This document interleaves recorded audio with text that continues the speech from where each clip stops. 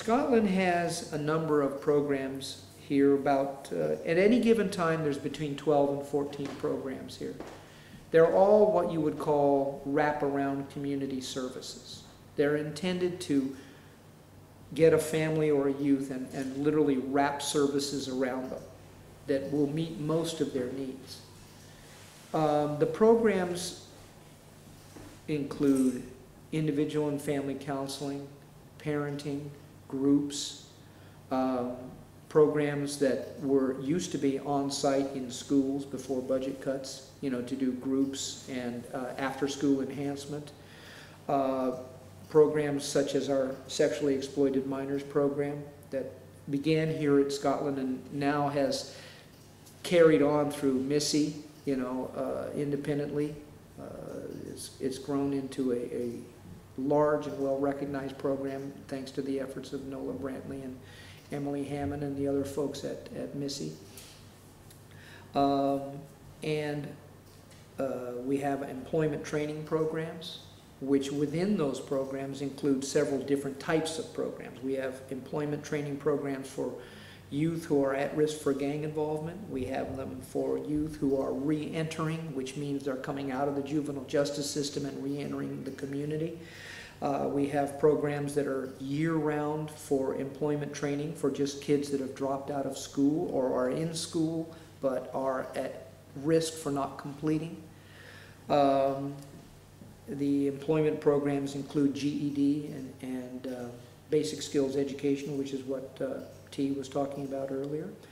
And we also have a variety of summer employment programs, which she also alluded to. Some of which are stimulus-oriented and some of which are from the ongoing Mayor's Summer Job Program, which operates every summer. And and we used to have programs that were for case managing youth who were repeat juvenile offenders, the toughest of the tough to serve. And we had a very successful program, but thanks to budget cuts, that is gone.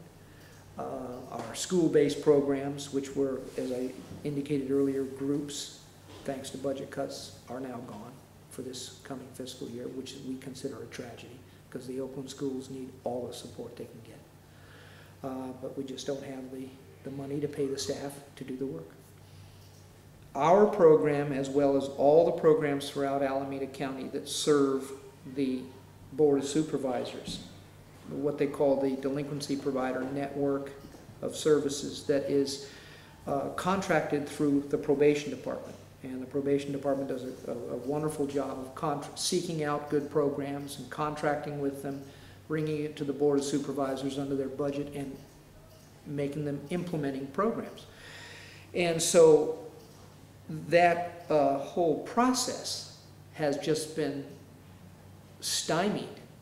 For instance, the last 7 years, as you just mentioned, out of those 7 years, we've had a COLA, a cost of living adjustment, once, 3% in 7 years.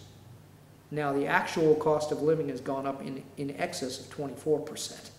Our insurance costs have gone up 50% easily, maybe more. All of our costs, our mileage reimbursements and things like that, have doubled and tripled.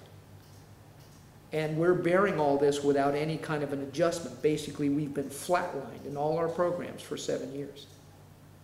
Now, it's catastrophic for us because as each year goes by and those other costs go up, something has to be whittled away over here from what we call program support. And so it reduces morale, and eventually it leads to layoffs and cuts. Now, the actuality is that the 2 rounds of budget cuts that have happened this year, the most recent one that's going on right now, we don't even know the effect of. But the one that took place in January through March, that resulted in all of our probation contracted services being curtailed in April. We did not receive any money after April 22nd.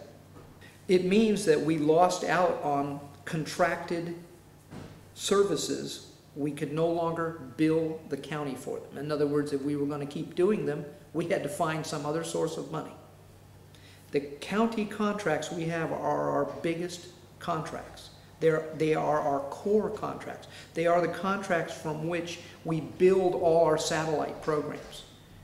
And without those basic contracts, we have nothing to leverage into these other programs. We serve 1,200 families a year through our various programs. The county contracted programs probably serve, of those 1,200, probably serve 600, maybe more. When the services were curtailed, we literally had to stop. We had to start turning people away. And I can't even tell you how many dozens of families were impacted from just May and June. It was probably in excess of 100 families that were impacted by it. Now, that has very real meaning because we don't just serve one person in a family, we serve a family. So if you have 100 families being impacted, probably 300 people are being impacted. Now that's just Scotland Center. Countywide, it could number in the thousands. I'll give you a concrete type example.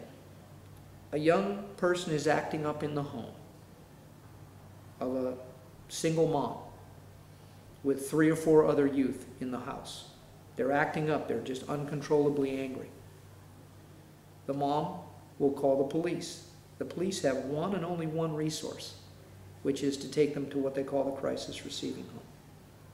When they get to the crisis receiving home, someone has to handle the situation.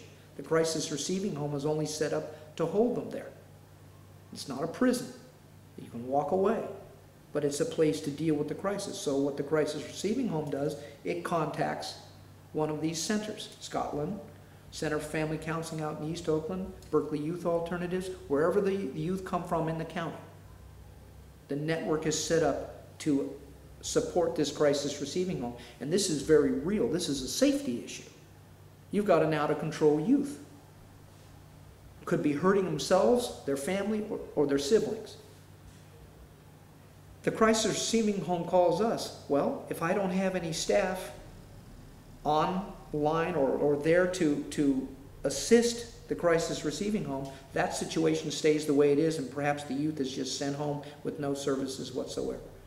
Those are the kinds of things that were curtailed. Now, the network got together and said, well, you know, we have to curtail our services, but we cannot stop supporting the crisis receiving home.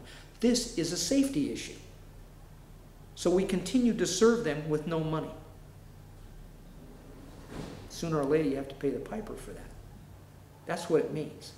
This is very real. And it's very real to the families. That's a concrete example I can give you. Now, we had to pull it together to do it for free. And probation didn't demand it. They asked us to. They said, look, we don't have any other resources. We need to turn to you. Will you help us at least for a couple of months while we have to curtail your money? Will you at least do the services for the sake of the families? And we did. But normal counseling services, all of those things were completely interrupted. We could only do the crisis work.